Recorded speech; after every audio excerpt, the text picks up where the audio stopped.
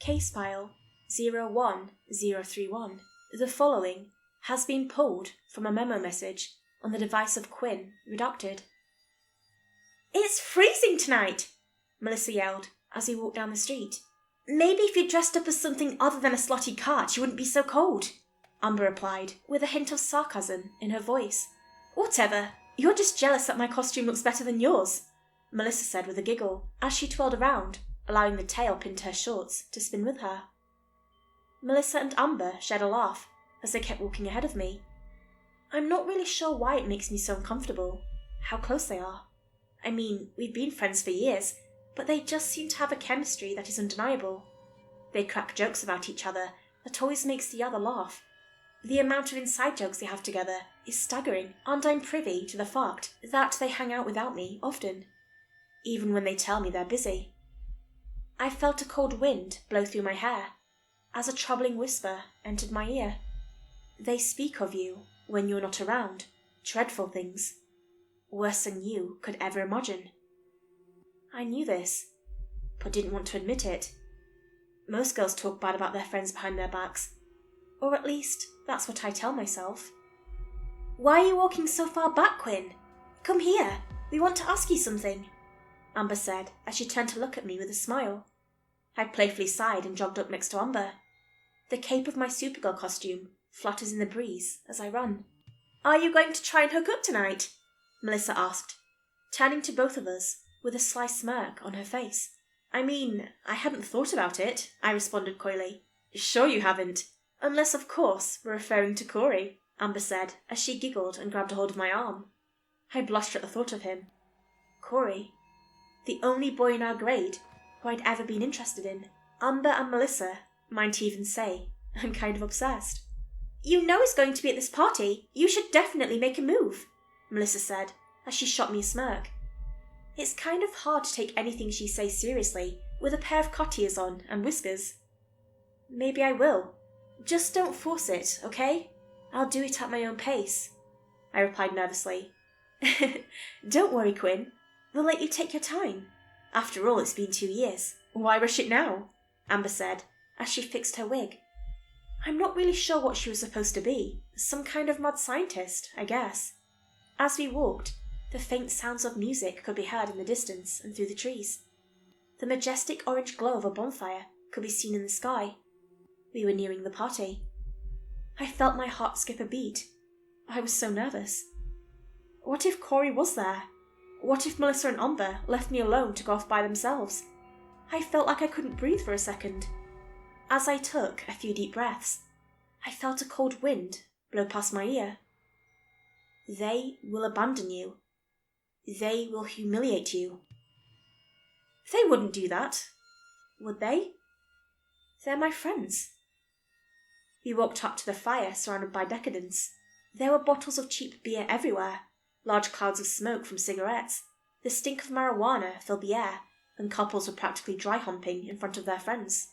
"Well, ladies, let's get ourselves a drink," Melissa playfully ordered as she walked over to the group of boys handing out beers to everyone.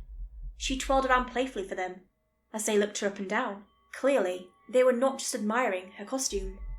I felt uneasy as they looked over at us. I wasn't interested in putting on the same show for them. As I felt the tightness in my chest return, a hand gently squeezed mine. "It's okay. Just let her have her fun." "I'm not doing anything like that either," Amber said with a warm smile. Amber is so kind, but she tends to change a little when she's around Melissa. It's always been that way.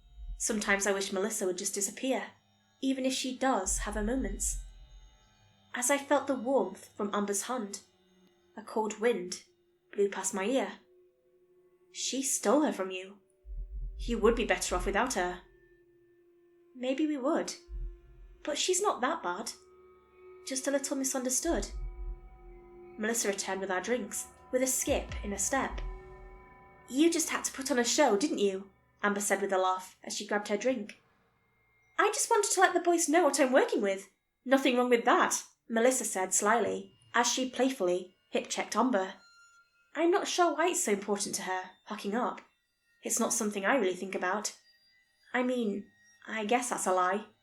I just don't understand why it's her goal for the night.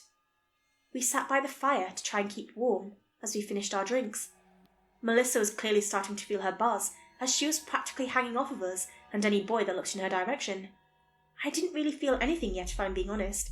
Then again, even when I'm drunk, I don't think I'm much different. "Look who's here," Amber whispered as she pointed. Corey walked over to the fire with a group of his friends. They were all dressed as the Avengers, with Corey taking on the role of Thor. He definitely suited it. I felt myself biting my lower lip as I gazed at him. As I did, Amber playfully shoved me, breaking me out of the spell I was under. "Seriously, Quinn, just go talk to him. He's a sweet guy. Not to mention, I've seen him looking at you before," Amber said. "No way. I don't believe you. Guys like him don't look at girls like me," I responded as I looked down at my hands. "Hey! You're super cute, funny, and you're so kind. Any guy would love you, including Corey." Maybe she was right, but before I could even respond, I saw something. Something I didn't want to see. Melissa, slowly making her way over to Corey. "No! What's she doing?" I said, panicking as I got to my feet. "Don't worry, she won't say anything, I promise. She's probably just going to say hi," Amber said, as she stood next to me. As I clenched my fists, I felt a cold wind blow past my ear. "She's going to humiliate you, expose you. They'll all laugh at you, including your so-called friend." "No, she won't. She can't. She's my friend. I asked her not to do this, to let me do it myself and at my own pace." I stood, frozen in horror, as Melissa staggered over to Corey and his friends. Amber gripped my hand tighter, as if to somehow comfort me. I think deep down, she knew what was about to happen. Anyone with a brain would have. As Melissa began talking with Corey and his friends, she looked over at me and playfully winked. "No. No, this can't happen. Not like this. Please, not like this." Melissa put her hand on Corey's shoulder as she pointed over to me, and as she did, I felt bile creep into my throat as my heart began to pound in my chest. Corey looked over at me, right at me. I felt frozen in place. I felt as if a million voices were screaming at me to run, but I couldn't. He gave me a look. I didn't recognize it.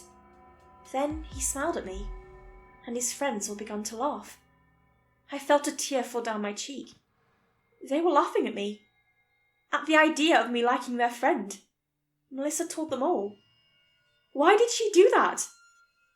Amber was trying to talk to me, but she sounded a million miles away. Suddenly, I felt the blood rushing to my face, and a feeling of lightheadedness. I turned and ran into the forest. I ran so quickly that Amber couldn't catch up. I heard Melissa yell something after me too, but I didn't care. She had humiliated me. Why would she do that? Why? I ran for a couple of minutes, far enough away that I could be alone, but still hear the party.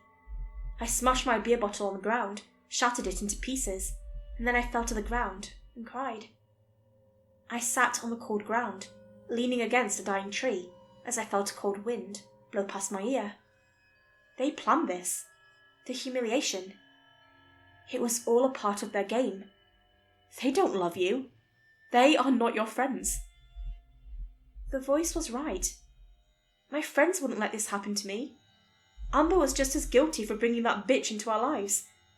I felt so horrible, so betrayed. I didn't want to feel like this. I looked up to the night sky with tears in my eyes and spoke to the voice on the cold evening wind. Please, help me. I don't want to feel like this anymore, I whispered as I let the tears I was holding back fall from my eyes. The cold wind blew past my ear, this time filling me with a warm feeling. Take your revenge on them both. There is no sweeter feeling to warm your soul. They hurt me. I felt as if there was a hole in my chest. They didn't listen. They had to have planned this. For this night. To humiliate me in front of Corey. In front of everyone. Why? Why? They're my friends. A cold wind blew past my ear again and whispered, Friends do not cause heartbreak. Friends do not betray. These two are not your friends, and for this pain, they must pay." The tears stopped. The voice was right. They weren't my friends. They had to have planned this. Melissa must want Corey all to herself. She's probably making out with him right now, that slut. Amber, she's corrupted. She's lost. Nothing I can do to save her now. She's been poisoned. I hear footsteps coming, as someone is calling my name. It's Amber. I stood. No tears were in my eyes now. Only anger burned deep inside as the cold wind blew past my ear once more. "She's no friend of yours. At least no longer. Take your revenge and save her from the dark." Save her? Yes. From Melissa, from the path she's going to take her down. My former friend. I still love her. She said we'd be friends forever. "There you are!" Amber yelled as she ran over to hug me. "Please don't run again. It's not what you think, I promise. I didn't know she was going to do that. But Corey's looking for you. Please just—" Amber stopped suddenly as blood began pouring out of the slice in her throat. It was so quick. I didn't expect it to be so sudden. She looked at me with tears in her eyes, trying to speak as she attempted to grab onto me to stop herself from falling. As she fell to the ground, she looked to my hand and saw the shard of glass I'd picked up from the broken beer bottle. The look in her eyes, it was of betrayal, a feeling I knew all too well.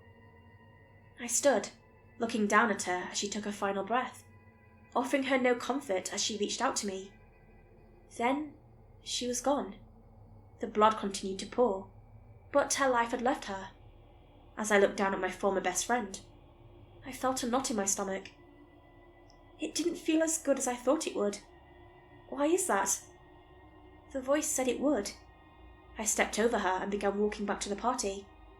I was confused. My nerves were shaken. Why didn't this feel right? I saved her. Right? As I walked in silence, holding the blood-covered shard of glass, the cold wind blew again, and the voice spoke once more. "You have saved her. Your friend. If you can call her that. She betrayed you, and in the end, you still saved her on this night." I know that I saved her. But why do I still feel this hollow? I asked the voice, as I stood, feeling the tears return. "You must complete your vengeance. It's the only way forward. Only then will you feel the warmth you desire." "Melissa," I whispered, as I began to walk.